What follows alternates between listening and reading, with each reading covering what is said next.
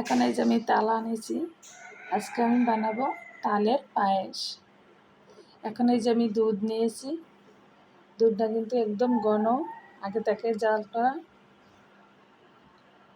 কিছুটা হালকা জাল করে নিয়েছি। আর এদিকে যে শাহপু দিয়ে দিলাম, আর এদিকে তেজপাতা দারচিনি দিয়ে দিলাম। এখন একটু লবণ দিয়ে দিলাম স্বাদ মতন। এখন এই যে নারকেলটা দেখছেন আমি আরেকভাবে দিব, কোরাইয়া দিব, এটা একটু কেটে দিয়েছি। নারকেল কামড়ও পড়লে কিন্তু পায়েসটা খেতে অসাধারণ। এই যে নারকেলটা কোরাইয়া দিলাম, এটা দারুণ খেতে পায়েসটা। আমার আজকের রেসিপিটা কেমন লাগছে প্লিজ আপুরা ভাইয়েরা সবাই সাবস্ক্রাইব করবেন, লাইক দিবেন, বেশি বেশি করে শেয়ার করবেন। এই যে আমি এখন তালটা দিয়ে দিব।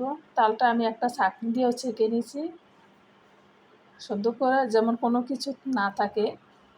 এখন চিনি দিয়ে দিলাম। সবাই কমেন্ট করে জানাবেন, বেশি বেশি করে লাইক দিবেন, শেয়ার করবেন। এখন আমি এই যে মিক্সার করে নিব।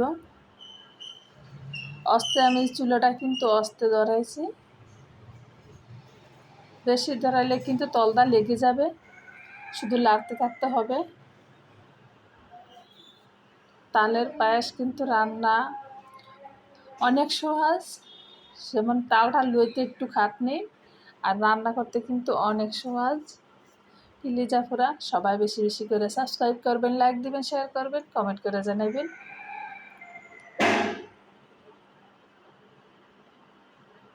এখন এই যে আমার এটা খালি শুধু লাড়তে থাকবো, তা সাবুটো হয়ে যাবে গা। এই যে আর কিছুটা বাকি হয়ে যাবে গা। এখন এই যে হয়েছে গা আমার তালের পায়েস রান্না। মাশাল্লাহ দেখছেন ঘনটা হয়েছে, এরকম ঘন হইতে হবে পায়েস, যেমন মুখে খেলে যেমন লেগে থাকে।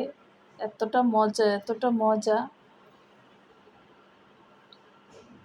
এখন উপর দিয়ে আমি একটু নারকেল ছিটিয়ে দিব, একটু সৌন্দর্য হইতে। দেখতে যতটা সুন্দর, খেতে কিন্তু মাশাল্লাহ অসাধারণ। তালের পায়েস রান্না, তালের দিনে তালের পায়েস না খাইলে কি হয়? এত মজা মজার খাবার। আমার আজকের রেসিপিটা কেমন লাগছে প্লিজ আপুরা ভাইয়েরা সবাই সাবস্ক্রাইব করবেন, লাইক দিবেন, শেয়ার করবেন, কমেন্ট করে জানাবেন। আপনাদের কমেন্টগুলো পড়তে আমার ভীষণ ভালো লাগে।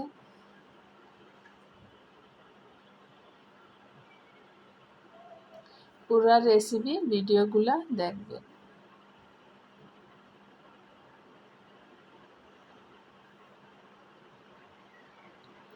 এর সাথে কিন্তু তালের পিঠা, পিঠা হলে কিন্তু আরও বেশি মজা লাগে।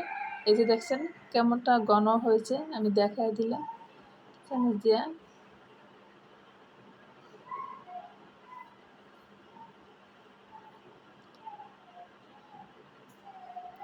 আসসালামু আলাইকুম।